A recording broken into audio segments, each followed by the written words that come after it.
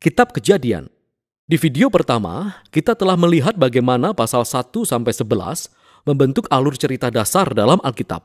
Allah telah menciptakan segala sesuatu dan Dia membuat manusia segambar dengannya untuk memerintah dunia atas namanya. Namun manusia lebih memilih dosa dan memberontak, dan lalu kehidupan bergulir di luar kendali ke dalam kekerasan dan kematian.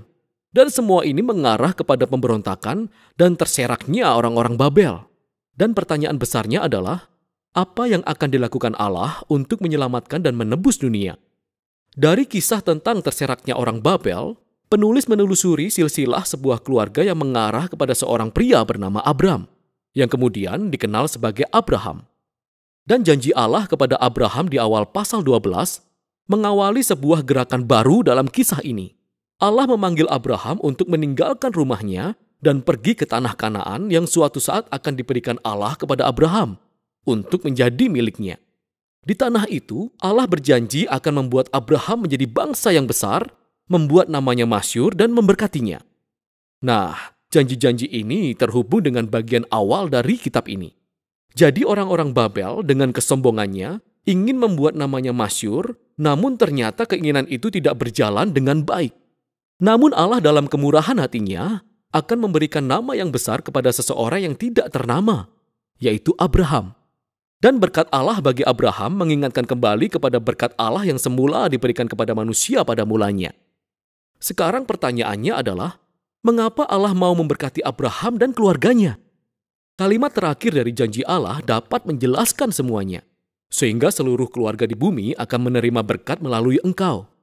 Nah, ini adalah kalimat kunci untuk memahami keseluruhan kisah dalam Alkitab. Rencana Allah adalah untuk menyelamatkan dan memberkati dunia yang penuh pemberontakan melalui keluarga Abraham. Inilah sebabnya mengapa seluruh kelanjutan kisah dalam Perjanjian Lama hanya akan berfokus pada satu keluarga ini, yang nantinya akan disebut sebagai bangsa Israel. Ini juga melatar belakangi mengapa bangsa Israel akan disebut sebagai kerajaan para imam di Gunung Sinai. Allah ingin memakai mereka untuk menunjukkan kepada bangsa-bangsa lain seperti apa Allah itu. Janji inilah yang nantinya akan dijadikan acuan oleh para nabi dan penyair yang mengatakan bahwa pemenuhan janji itu akan datang melalui Raja Mesianis Israel yang pemerintahannya akan membawa keadilan dan perdamaian bagi segala bangsa. Sampai titik ini, kisah ini belum benar-benar jelas, sehingga kita harus terus membaca dan melihat bagaimana janji ini berkembang. Sisa kitab ini berfokus kepada Abraham dan keluarganya. Pertama-tama, Abraham sendiri, lalu Ishak anaknya, dan Yakub anak Ishak, kemudian berlanjut kepada ke-12 anak Yakub. Dan kisah tentang setiap generasi ini disatukan oleh dua tema utama. Pertama, setiap generasi dari keluarga Abraham ditandai dengan kegagalan yang terulang. Mereka terus-menerus membuat keputusan-keputusan yang buruk yang mengacaukan kehidupan mereka dan menempatkan janji Allah dalam bahaya. Namun demikian, Allah tetap setia kepada mereka. Dia terus menyelamatkan mereka dari diri mereka sendiri dan menegaskan kembali komitmennya untuk memberkati mereka dan memberkati bangsa-bangsa melalui mereka meskipun mereka sering gagal. Kisah Abraham.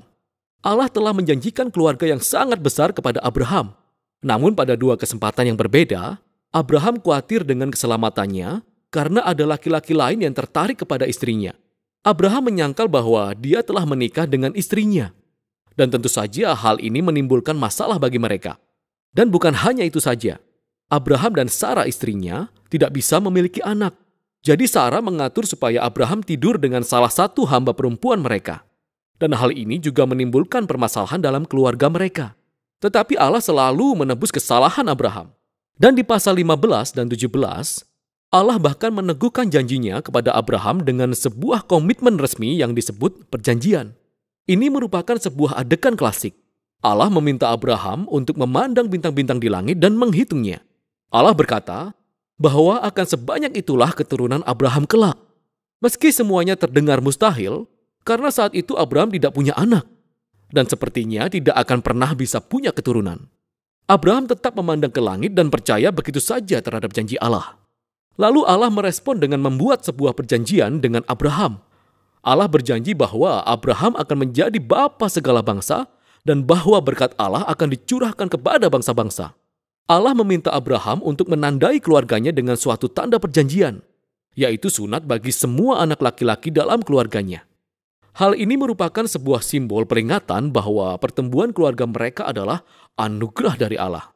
Dan pada akhirnya, Abraham mempunyai banyak sekali anak-anak dan dia meninggal pada usia yang lanjut. Nah, kisah Yakub menyuguhkan tema yang sama dengan cara yang lebih dramatis. Sejak lahir, Yakub hidup sesuai dengan arti namanya, yaitu penipu. Dia mengelabui Esau kakaknya dalam hal berkat dan warisan. Dia melakukannya dengan cara menipu ayahnya yang sudah kabur penglihatannya karena sudah tua. Setelah itu, dia pergi begitu saja. Yakub memiliki 4 orang istri, walau sebenarnya dia hanya mengasihi salah satu istrinya yang bernama Rahel. Hal ini menimbulkan persaingan-persaingan di dalam keluarga. Satu-satunya peristiwa yang merendahkan hati Yakub adalah ketika ia ditipu oleh pamannya yang bernama Laban selama bertahun-tahun dalam hidupnya. Akhirnya, kondisinya terbalik.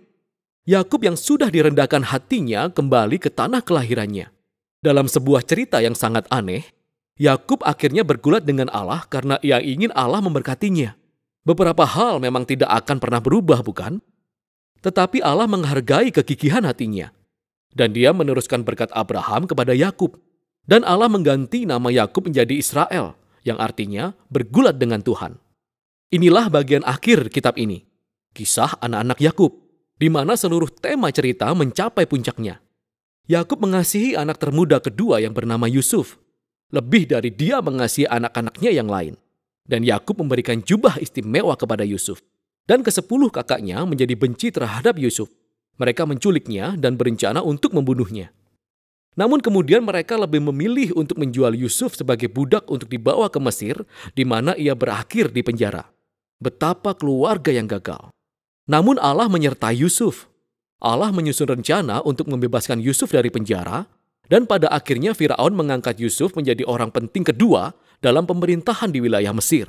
Sehingga Yusuf menyelamatkan bangsa Mesir pada masa kelaparan. Dia juga menyelamatkan saudara-saudaranya dan keluarganya dari kematian akibat kelaparan. Sekali lagi, kita bisa melihat kebodohan dan dosa keluarga Abraham yang dipertemukan dengan kasih setia Allah yang sanggup mengubah maksud jahat dari saudara-saudara Yusuf menjadi kesempatan untuk menyelamatkan kehidupan. Hal inilah yang sebenarnya dikatakan Yusuf hampir di bagian akhir kitab ini. Dia berkata kepada saudara-saudaranya, "Memang kamu telah mereka-rekakan yang jahat terhadap aku, tetapi Allah telah mereka-rekakannya untuk kebaikan, yakni memelihara hidup suatu bangsa yang besar." Kata-kata ini diletakkan secara strategis di bagian akhir kitab, karena kata-kata tersebut tidak hanya merangkum kisah Yusuf dan saudara-saudaranya, tetapi juga keseluruhan isi kitab.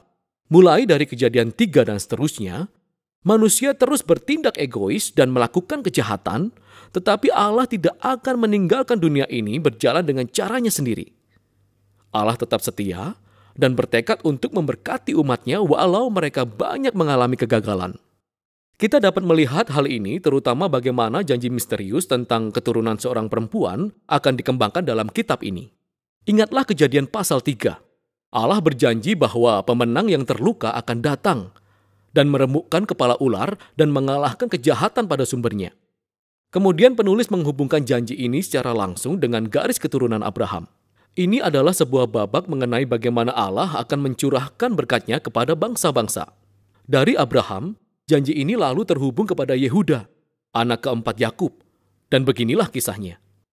Dalam syair yang sangat penting yang terdapat di pasal 49, Yakub yang sudah tua dan terbaring di atas tempat tidurnya, ingin memberkati ke-12 anaknya. Ketika tiba pada giliran Yehuda, Yakub menubuatkan bahwa Yehuda akan menjadi suku yang memimpin kerajaan Israel. Dan bahwa suatu hari nanti akan datang seorang raja yang akan memerintahkan ketaatan kepada bangsa-bangsa dan memenuhi janji Allah untuk memulihkan berkat taman bagi seluruh dunia. Setelah itu meninggallah Yakub, yang kemudian disusul oleh Yusuf. Keluarga yang terus berkembang ini tetap tinggal di Mesir. Kitab Kejadian diakhiri dengan segala harapan akan masa depan dan janji-janji yang masih menggantung dan belum dikembangkan.